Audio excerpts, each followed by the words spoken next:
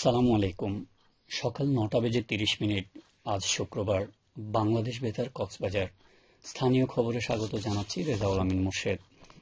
মহেশখালীর মাতারবাড়িতে নির্মিতব্য আধুনিক মৎস্য অবতরণ কেন্দ্রের স্থান পরিদর্শন ও স্টেক হোল্ডারদের সাথে মত বিনিময় করেছে সরকারের সংশ্লিষ্ট বিভাগের উচ্চ পর্যায়ের একটি প্রতিনিধি দল। গতকাল মাতারবাড়ি গভীর সমুদ্র বন্দরের পাশে সামুদ্রিক মৎস্য অবতরণ কেন্দ্র ও ফিশ প্রসেসিং প্লান্ট স্থাপনের স্থান সরেজমিনে পরিদর্শন করেন বাংলাদেশ মৎস্য উন্নয়ন কর্পোরেশনের চেয়ারম্যান ও অতিরিক্ত সচিব ফারাহ শাম্মী সহ প্রতিনিধি দলের সদস্যরা। পরে স্থানীয় মৎস্যজীবী ও মৎস্য সংশ্লিষ্ট প্রতিনিধিদের সাথে মতবিনিময় করেন তারা। এ সময় মৎস্য উন্নয়ন কর্পোরেশনের চেয়ারম্যান বলেন, মহেশখালীতে মৎস্য অবতরণ কেন্দ্র স্থাপনের মাধ্যমে আন্তর্জাতিক বাজারে মাছ রপ্তানিতে নতুন সম্ভাবনা তৈরির পাশাপাশি স্থানীয় জেলেদের আয় বৃদ্ধির সুযোগ সৃষ্টি হবে।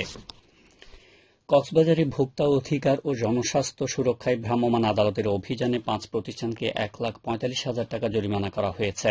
গতকাল সদর উপজেলার লিংক রোড বাস টার্মিনাল সহ বিভিন্ন এলাকায় এ অভিযান পরিচালিত হয়। এতে নেতৃত্ব দেন কক্সবাজার উন্নয়ন কর্তৃপক্ষের সচিব ও নির্বাহী ম্যাজিস্ট্রেট সানজিদা বেগম। অভিযানে ভোক্তা অধিকার সংরক্ষণ আইনে ৩টি রেস্তোরাঁকে ৯৫,০০০ টাকা, একটি বেকারিকে ৪০,০০০ টাকা এবং ধূমপান ও তামাকজাত দ্রব্য ব্যবহার নিয়ন্ত্রণ আইনে একটি দোকানকে ১০,০০০ টাকা জরিমানা করা হয়। নির্বাহী ম্যাজিস্ট্রেট সানজিদা বেগম জানান, জরিমানার পাশাপাশি রেস্তোরাঁর মালিকদের স্বাস্থ্যকর ও মানসম্মত খাবার পরিবেশনের নির্দেশনা দেওয়া হয়েছে। একই সঙ্গে দোকান মালিককে তামাকজাত দ্রব্যের বিজ্ঞাপন বন্ধের নির্দেশ দেওয়া হয়েছে। কক্সবাজারে hope foundation for women and children of বাংলাদেশের আয়োজনে non communicable disease and mental health প্রকল্পের আওতায় অবহিতকরণ সভা অনুষ্ঠিত হয়েছে। গতকাল শরণার্থী ত্রাণ ও প্রত্যাবাসন কর্মকর্তার কার্যালয়ের সম্মেলন কক্ষে ডায়াবেটিস, হৃদরোগ, উচ্চ রক্তচাপ সহ বিভিন্ন অসংক্রামক রোগ এবং মানসিক স্বাস্থ্য বিষয়ে সচেতনতা বৃদ্ধি, কাউন্সেলিং ও চিকিৎসা সেবা নিশ্চিতকরণের লক্ষ্যে করণীয় বিষয়ে এ সভা অনুষ্ঠিত হয়। এতে প্রধান অতিথি ছিলেন শরণার্থী ত্রাণ ও প্রত্যাবাসন কমিশনার মোহাম্মদ মিজানুর রহমান। হোপ ফাউন্ডেশনের কান্ট্রি ডিরেক্টর কে এম জাহিদুজ্জামানের সভাপতিত্বে অনুষ্ঠিত এই সভায় জেলা সিভিল সার্জন ডাক্তার মোহাম্মদুল হক, অতিরিক্ত শরণার্থী ত্রাণ ও প্রত্যাবাসন কমিশনার মোহাম্মদ শামসুদ্দোজা বক্তব্য রাখেন। এ সময় রোহিঙ্গা ক্যাম্প ইনচার্জ, RRRC কর্মকর্তা, হেলথ কোঅর্ডিনেটর, হোপ ফাউন্ডেশন কর্মকর্তা ও চিকিৎসকবৃন্দ উপস্থিত ছিলেন। টেকনাফে বাংলাদেশ নৌবাহিনী ও কোস্টগার্ড যৌথ অভিযান চালিয়ে গহীন অরণ্য থেকে অপহৃত ৬৬ জন নারী, পুরুষ ও শিশুকে উদ্ধার করেছে। কোস্টগার্ডের মিডিয়া কর্মকর্তা লেফটেন্যান্ট কমান্ডার সিয়ামুল হক স্বাক্ষরিত এক প্রেস বিজ্ঞপ্তিতে জানানো হয়, গতকাল উপজেলার বাহারছড়া ইউনিয়নের কচ্ছপিয়ার গহীন পাহাড় ও সংলগ্ন এলাকায় এ অভিযান পরিচালিত হয়। এ বিষয়ে আজ দুপুরে টেকনাফ কোস্টগার্ড স্টেশনে প্রেস ব্রিফিং অনুষ্ঠিত হবে বলে প্রেস বিজ্ঞপ্তিতে জানানো হয়।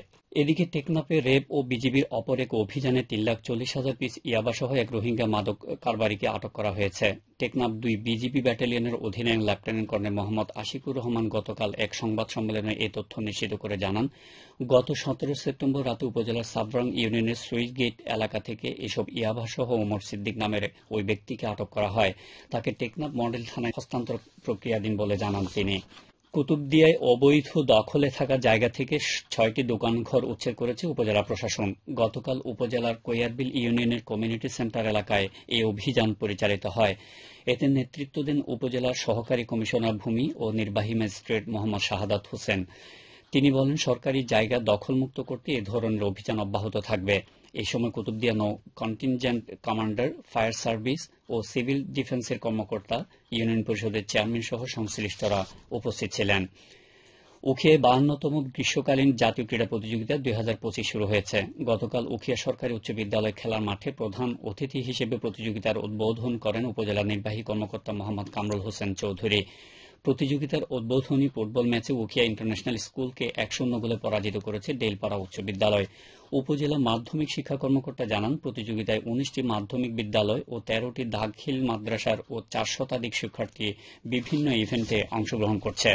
যুব সমাজকে মাদক থেকে দূরে রাখতে মহেশখালীর মাতারবাড়িতে শুরু হতে যাচ্ছে মিনহাজুল আবেদিন নান্নু ফুটবল টুর্নামেন্ট ২০২৫। এই উপলক্ষে গতকাল মকটেল বাজারের সাইরারডেল সরকারি প্রাথমিক বিদ্যালয় মিলনায়তনে টুর্নামেন্টের ড্র ও ট্রফি উন্মোচন অনুষ্ঠিত হয়। এতে প্রধান অতিথি ছিলেন মাতারবাড়ি সমাজসেবা ফাউন্ডেশনের চেয়ারম্যান ও টুর্নামেন্টের আয়োজক ডাক্তার মিনহাজুল আবেদিন নান্নু। এ সময় তিনি জানান, মাতারবাড়ি ফুটবল একতা সংঘের আয়োজনে আগামী ২১ সেপ্টেম্বর সাগরপাড় মাঠে ৮টি দলের অংশগ্রহণে এই টুর্নামেন্ট শুরু হবে। এদিকে রামুর বাকখালী নদীতে আজ অনুষ্ঠিত হতে যাচ্ছে যাচ্ছে গ্রাম বাংলার ঐতিহ্যবাহী ক্রীড়া উৎসব নৌকা বাইচ প্রতিযোগিতা। আয়োজক কমিটির সমন্বয়ক জালালউদ্দিন রনি জানান, ফতেকারকুল ইউনিয়নের বৃহত্তর অফিসের চর ক্রীড়া পরিষদের উদ্যোগে আয়োজিত এই প্রতিযোগিতায় মোট 8টি নৌদল অংশ নেবে। আজ দুপুর 2টায় এই প্রতিযোগিতা শুরু হবে। দেশে সমৃদ্ধ ভবিষ্যৎ গড়তে কৃষি খাতকে আরও শক্তিশালী করতে হবে বলে মন্তব্য করেছেন বাংলাদেশ ব্যাংকের গভর্নর ড আহসান এইচ মনসুর। তিনি গতকাল কক্সবাজারে আয়োজিত কৃষি উদ্যোক্তা সমাবেশ ও দক্ষতা উন্নয়ন শীর্ষক প্রশিক্ষণ কর্মশালায় প্রধান অতিথির বক্তব্যে এ কথা বলেন। শহরের একটি হোটেলের সম্মেলন কক্ষে ইউনাইটেড কমার্শিয়াল ব্যাংক আয়োজিত অনুষ্ঠানে সভাপতিত্ব করেন ব্যাংকটির ব্যবস্থাপনা পরিচালক ও প্রধান নির্বাহী কর্মকর্তা। প্রশিক্ষণে 300 কৃষি উদ্যোক্তা অংশগ্রহণ করেন। পরে জেলার 13 জন কৃষককে উন্মুক্ত ঋণ প্রদান করা হয়। এখন জানিয়ে দিচ্ছি বাঁকখালী নদীর মোহনা ও সংলগ্ন এলাকার সামুদ্রিক জোয়ার ভাটার সময়সূচি। আজ ভাটা শুরু হয়েছে সকাল 9:23 চলবে বিকেল 3:48 পর্যন্ত। খবর শেষ হলো। আমাদের পরবর্তী খবর প্রচারিত হবে আজ দুপুর 2:30।